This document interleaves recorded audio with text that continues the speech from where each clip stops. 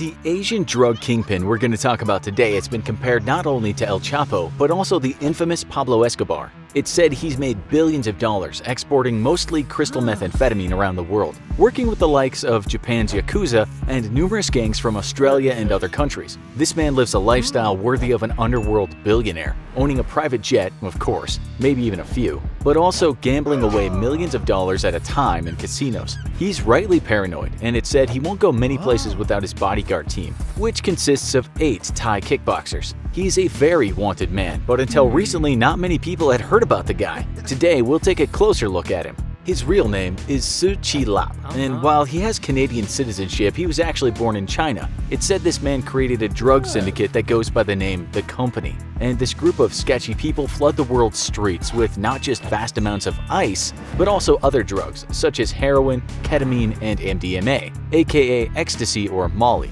Even if you might not have heard of the name before, he's currently being hunted down by law enforcement agencies spanning the globe. That's why he's sometimes called Asia's most wanted man. His empire consists of lots of people across a large syndicate, and the members might hail from any number of countries, including Hong Kong, Macau, Taiwan, mainland China, Malaysia, Myanmar, Thailand, and Vietnam. There might be a lot of people involved, but it's Tse Chi Lop who's said to be right at the top. This is some big enterprise, and according to members of law enforcement, the syndicate is actually more sophisticated than the drug outfits working in Latin America. We know that he was born in Guangzhou in 1963 but immigrated to Canada in 1988. It's said he grew up in China during the Cultural Revolution. At that time, some of Mao's Red Guard that had found themselves in prison formed a gang called the Big Circle Gang. It seems that Tse became a part of this and later moved to Hong Kong. We don't know much about his past, but it seems he was involved in drug trafficking as early as the 90s. Late in that decade, he was arrested for conspiracy to traffic heroin,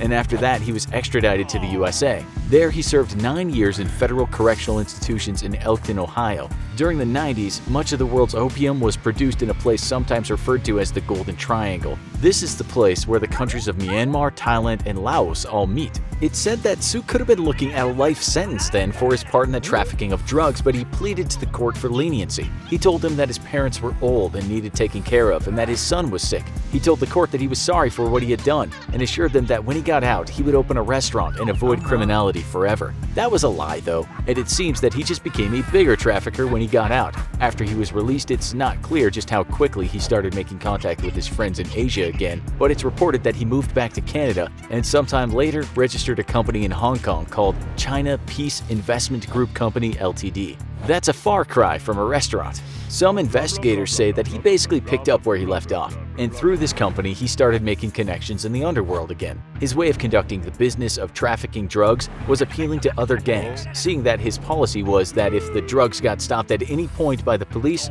they'd be replaced with another shipment at no extra cost. That was something his customers just couldn't turn their noses up at. His popularity with drug dealers, though, was the reason his name popped up with law enforcement. In 2011, Australian police were onto a group of dealers importing heroin and meth. They knew some drugs were about to enter Australia. The shipment was only a few kilos, so the cops decided that instead of arresting the men importing the drugs, they'd just put them under surveillance and try to find out where the drugs were coming from. They were watched and their phones were tapped. When more drugs were sent and then intercepted, the Australian gang who were being watched asked their trafficker for more of the stuff, with the same deal not reneged on, which was more drugs at no extra cost. It seems that the traffickers in Hong Kong became frustrated as more drugs were seized in Australia. Why was this happening time and again with one gang? They called for a meeting in Hong Kong with 2 Australian gang members, but because those gangs were under surveillance, the Australian cops had the Hong Kong police follow the 2 men. One of the men at that meeting in Hong Kong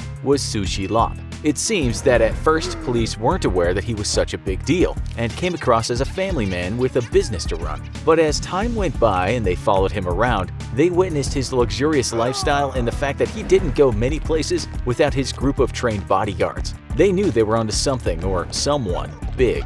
Some of the ways he liked to spend his growing fortune was to rent out expensive hotels and resorts, flying in people from other places on his private jets. He was fond of betting in some of Asia's casinos and put big money down on horse races. One investigator believes that in Macau, in just one night, he lost $66 million in a casino. He was, of course, watched more closely since he was evidently making insane amounts of cash. It wasn't until one man was stopped at an airport in Yangon that there was a big breakthrough. This was a man that had been seen by one of the the anti-narcotic officers that was working on Tse's case.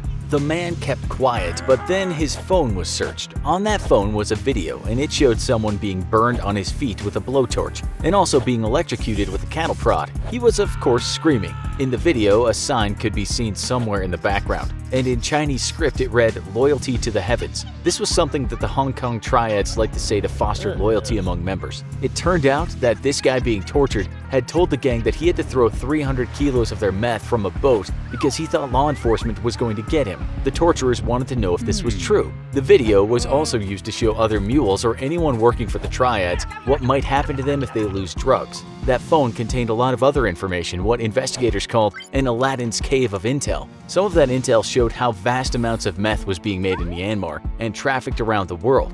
But one photo on that phone was seen by an officer who said he had seen that face before, and of course, it was Tse Chi Lop.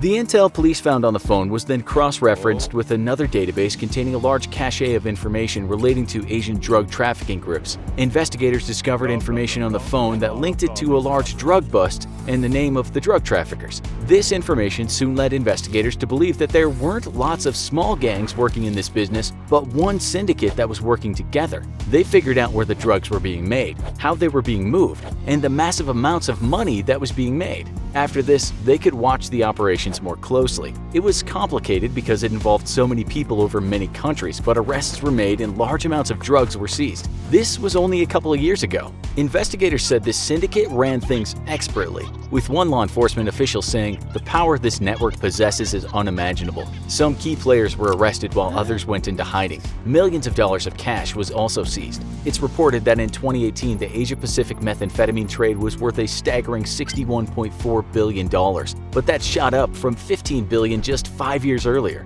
This is why our man has become so incredibly rich and has just lately hit the headlines. It's well known that a lot of the meth is produced in the country of Myanmar and then makes its way to other nations. One of the reasons it can be made there so easily is that some of the labs are controlled by ethnic armed groups. There, ketamine might also be made. And while the Golden Triangle these days is not as infamous as it once was for opium production, it still goes on there. Police say the MDMA that the syndicate traffics is made in Europe, and the syndicate also traffics cocaine that's said to come from Latin America. How do these drugs move? Well, reporters say repurposed fishing ships can carry vast amounts of drugs and they're used a lot. But sometimes the stuff moves from Myanmar into Thailand and then elsewhere. If you follow the news about Thailand, sometimes the police find massive shipments of drugs that were stopped around the north of the country near the Myanmar border. When busts have been made, the syndicate just evolves and finds other ways to move the drugs. This has been going on for years. It's just something we don't hear about a lot. Much of the media attention and even Hollywood attention has been focused on drug lords from Latin America.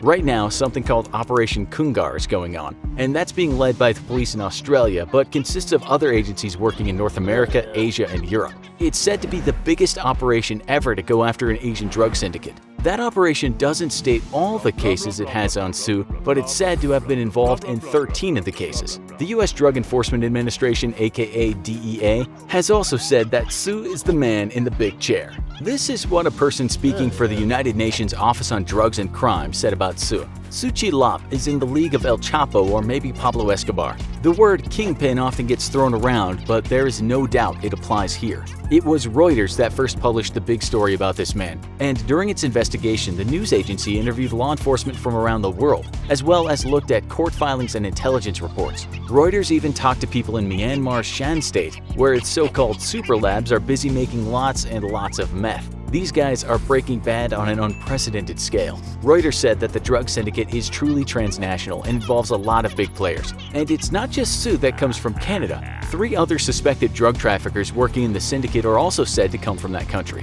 Reuters wrote, "The syndicate is enormously wealthy, disciplined, and sophisticated. In many ways, more sophisticated than any Latin American cartel." The collaborators involved in moving all this meth include Chinese gangs that work all over Asia, but also include biker gangs that come from Australia. It seems, unlike gangs in Latin America, the groups work mostly in harmony, rather than constantly waging wars against each other. The money is just too good, and so they try and function more like a global corporation, embracing good business practices rather than murdering one another. They obviously torture people, though, if things go missing. One of the major differences with Tse and the drug kingpins he's been compared to is that he keeps a low profile. While he does seem to spend extravagantly, you won't find him dealing in violence or having people write songs about it. Such has been the case with some Latin American drug lords. In the past, police have struggled with catching Asian drug lords, such as the man known as Kun Sa, who ran a massive opium trafficking operation from the Golden Triangle in the 70s up until the 90s. Police say that many of the leading gang members are part of the Syndicate and have been operating for years, maybe decades, and they are still at work today.